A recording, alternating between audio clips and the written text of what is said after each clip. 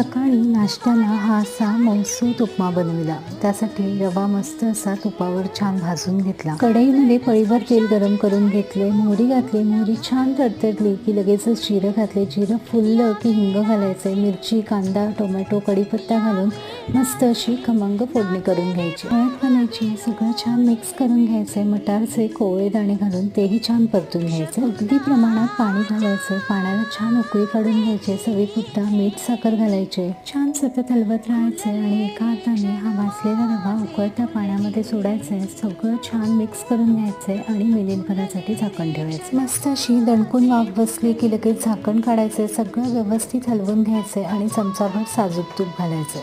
छान कोथिंबीर पेरायची. आपला मौसूद असा उपमा पानात वाढायला तयार. खवलेला ओला नारळ आणि लिंबाची फोड मात्र हवीच, नाही का?